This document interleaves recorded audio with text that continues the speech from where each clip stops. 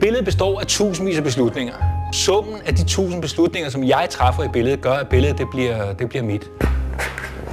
Jeg synes, at billedet det skal eksplodere i farver, men alligevel være begrænset. Jeg kan gøre det på forskellige måder. Enten kan jeg male et lærred, som vi bare laver gråmeleret, og så begynder at finde motiverne i det. Det skulle faktisk have været en hund, og så bliver det lige pludselig til en kommode i stedet for. Eller også så laver jeg en skitse, og så kan jeg sætte den op på et lærred. Ligesom det her med heksen, der flyver uden skaft i Bloksberg.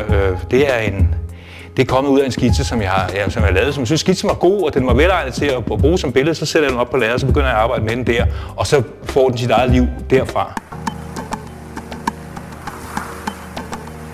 Jeg har boet i storby det meste af mit liv. Jeg boede i Hongkong og i London og i Hamburg i mange år og i København. Og så flyttede jeg ud på landet, dengang jeg var 28, her langt ude i Lillebælt på en halvø. De ting, jeg ser inde i mig selv, når jeg laver skitser og sådan noget, det er fra den tid, hvor jeg boede i byen. Jeg kigger ikke ud af vinduet her og ser, at der er skovbrynene dernede, eller der er ude over Lillebælt med sejlbåd på. Det giver ro. Den har en behagelig, dejlig ro. Der er ikke så mange, der kommer forbi og banker på og siger, hey, skal vi ikke ud og have en bajer?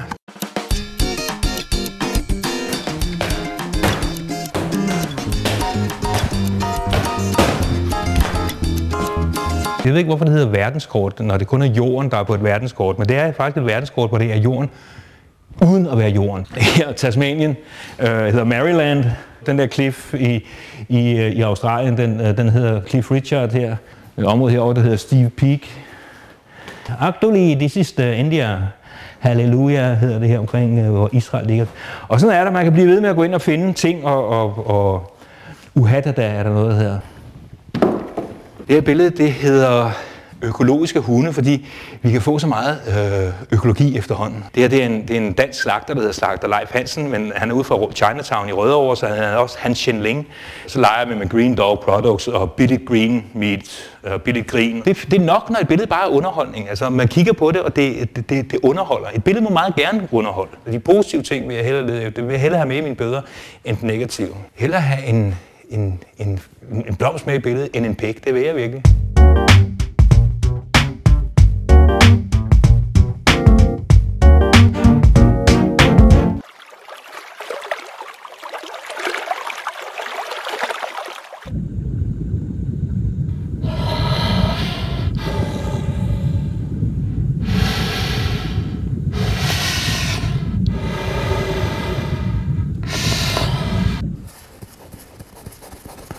Der er øjne alle steder i billeder, jeg maler, fordi øjnene de gør noget ved et billede. De gør, at billedet kigger tilbage. Det åbner op for dialog og for kommunikation med dem, som kigger på billedet. Man kan godt lide, at folk de får noget ud af at kigge på mine billeder, at de siger, gud, jamen, prøv en gang at se det her, prøv en gang at se det her. Billederne skal kunne det. Hvis man er maratonløber og vil vinde et maratonløb, så bliver man nødt til at løbe maraton hver dag. Hvis man er kunstmaler og vil vinde livet som kunstmaler, så bliver man nødt til at være over billederne hver dag. Alle og enhver kan lave en streg på et stykke papir og sige, at det er kunst, og nu er jeg kunstner. Jeg kan ikke sige, om jeg er kunstner. Jeg vil faktisk helst foretrække at sige, at jeg ved ikke, om det, jeg laver, det er kunst.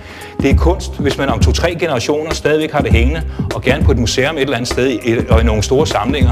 Hvis det er tilfældet, så er det kunst, det jeg laver i dag.